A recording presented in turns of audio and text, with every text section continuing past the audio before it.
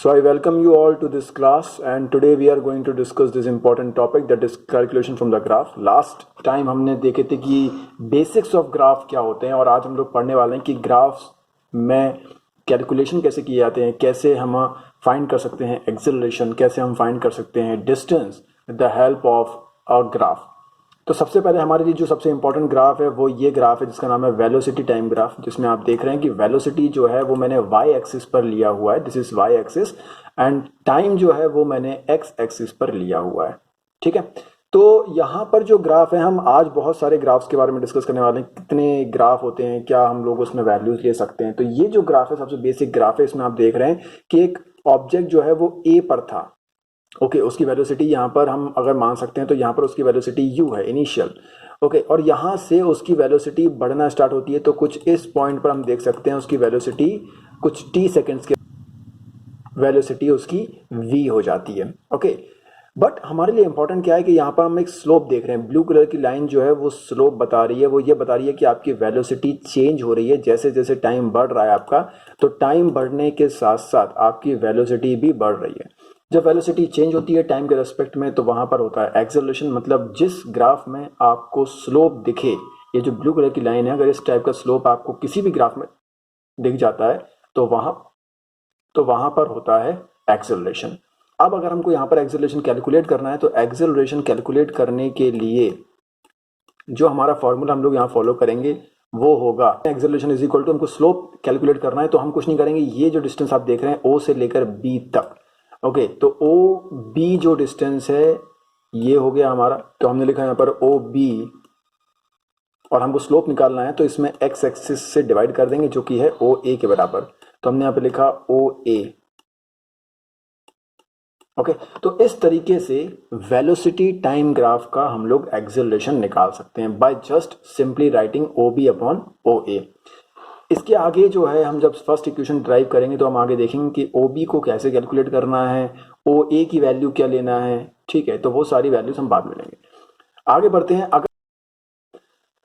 अगर आपको बोला जाए डिस्प्लेसमेंट फाइंड करने के लिए तो बहुत सिंपल तरीका है। जैसा कि आप सामने देख रहे हैं जो रेड कलर का पूरा शेडेड रीजन है, इस रेड कलर के शेडेड रीजन का अगर आप एरिया कैलकुलेट कर लेते हैं, जो कि यहाँ पर ट्रेपीजियम है, तो अगर आप इस ट्रेपीजियम का एरिया फाइंड कर लेते हैं तो आपको यहाँ पर डिस्प्लेसमेंट मिल जाएगा। तो डिस्प्लेसमेंट के लिए कुछ नहीं है, हमको यहाँ पर सिर्फ इस ग्राफ का एरिया फाइंड करना है।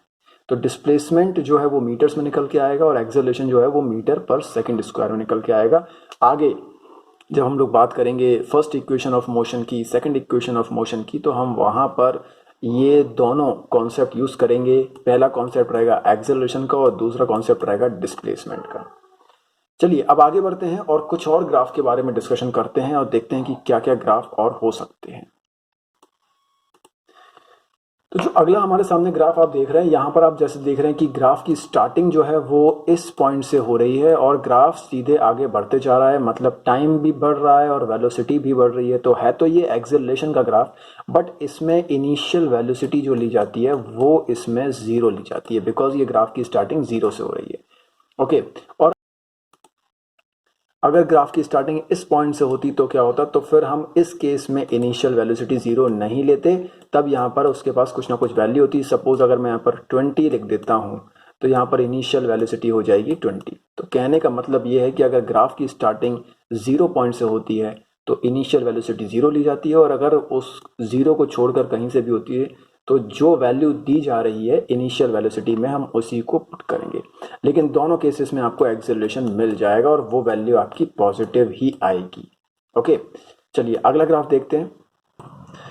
जैसा कि आप देख पा रहे हैं कि आपके सामने एक ग्राफ मैंने बनाया हुआ है और यहाँ पर जो लाइन है वो नीचे की तरफ आ रही है। मतलब यहाँ से ग्राफ स्टार्ट होता है और इस पॉइंट पे आके खत्म हो जा रहा है, ओके। तो ये जो ग्राफ है, ये जो स्लोप आप देख रहे हैं, ये स्लोप रिटार्डेशन का होता है। यहाँ पर वेलोसिटी धीरे धीरे कम होना स्टार्ट होती है और फिर वेलोसिटी जीरो हो जाती है। तो कहने का मतलब ये है कि ये यहाँ पर भी एक्सेलरेशन आएगा, लेकिन एक्सेलरेशन की जो वैल्यू आएगी वो नेगेटिव में आएगी, वो पॉजिटिव में नहीं आएगी। यहाँ पर वेलोसिटी डिक्रीज होती है। ऐसा तब होता है जब हम लोग गाड़ी में ब्रेक लगाते हैं, साइकिल में ब्रेक लगाते हैं, तो उसकी वेलोसिटी जीरो हो जाती है और फाइनली वो रुक जाती है। और जब वो फाइनली रुक जाएगी तो final velocity will become zero. Okay, तो ये दोनों केस आपने देखे, एक में एक्सेलरेशन पॉजिटिव था, एक में एक्सेलरेशन नेगेटिव है। अगर मैं एक लाइन यहाँ पर स्ट्रेट खींच देता हूँ, ये ब्लैक, तो इसका मतलब यहाँ पर एक्सेलरेशन आपका 0 रहेगा, क्योंकि यहाँ पर कोई स्लोप नहीं है। तो हम ये बोल सकते हैं कि अगर किसी ग्राफ इन द सेंस कि वेलोसिटी टाइम ग्राफ में अगर स्लोप है तो एक्सेलरेशन होगा, और अगर स्लोप नहीं है तो एक्सेलरेशन नहीं होगा। जैसा कि ब्लैक लाइन है, तो ब्लैक लाइन में कोई स्लोप नहीं है, सिर्फ एक स्ट्रेट लाइन खींची हुई है, इसलिए वहां पर एक्सेलरेशन भी 0 है, क्योंकि वेलोसिटी कांस्टेंट है। ये जो ग्राफ आप देख रहे हैं, ये ग्राफ जो है नॉन यूनिफॉर्म मोशन का है, क्योंकि इसमें वेलोसिटी पहले तो कम थी लेकिन उसके बाद बढ़ना स्टार्ट हुई, एक नॉन यूनिफॉर्मिटी है। ओके, तो यहाँ पर एक्सेलरेशन भी जो आएगा वो हमारा यूनिफॉर्म एक्सेलरेशन हम नहीं बोल सकते, यहाँ पर हमें वैल्यूज भी डिफरेंट मिलेगी। ये ग्राफ उतने इंपॉर्टेंट नहीं होते, लेकिन हमको फिर भी मालूम होना चाहिए कि नॉन यूनिफॉर्म मोशन और यूनिफॉर्म मोशन के ग्राफ जो है वो कैसे बनते हैं।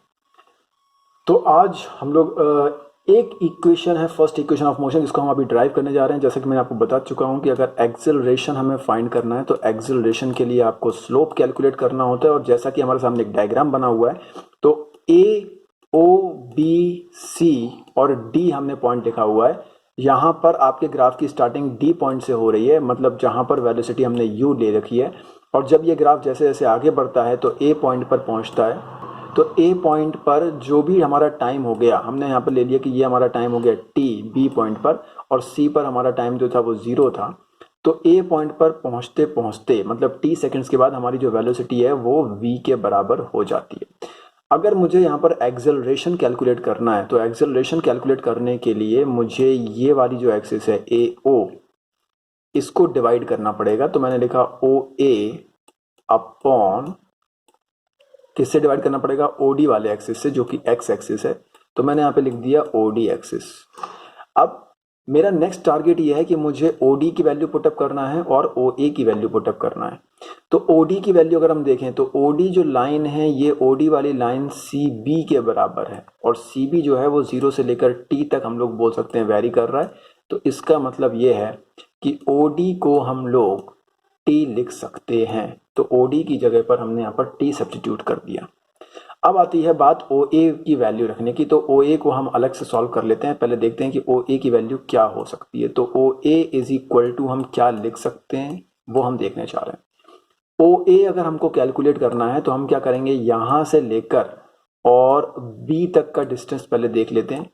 तो ये जो डिस्टेंस है आपका बी से लेकर ए तक का डिस्टेंस जो है वो इस डिस्टेंस के बराबर है, जिसको हम लोग बोल सकते हैं वी।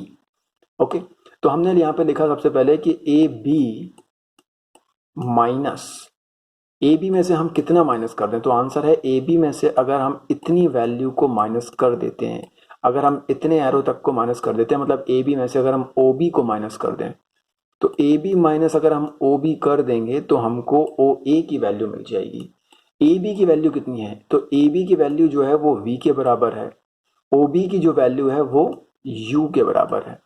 तो हमने यहाँ पे लिखा वी माइनस यू, ठीक है। तो ओ ए की हमको वैल्यू मिल जाती है यहाँ पर A B minus O B upon V minus you.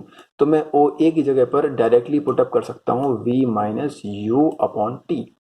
इसी को हम आगे देखते हैं, इसी को हम आगे लिख सकते हैं V minus U upon T is equal to acceleration.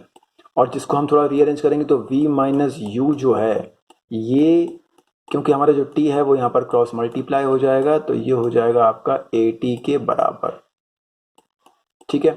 v minus U is equal to at, थोड़ा सा और अरेंज कर लेते हैं तो ये हो जाएगा v is equal to U plus at। और इस तरीके से हमने अपनी फर्स्ट इक्वेशन को यहाँ पर कैलकुलेट कर लिया है। आगे आने वाली क्लास में, नेक्स्ट क्लास में हम देखेंगे कि किस तरीके से हम ग्राफ की हेल्प से सेकंड और थर्ड इक्वेशन को भी डिराइव करेंगे। एनसीईआरटी में तीनों इक्वेशंस इसी मेथड से डिराइव की गई हैं, तो हम इन्हीं 3 मेथड्स का यूज़ करेंगे। That's all for today, thank you.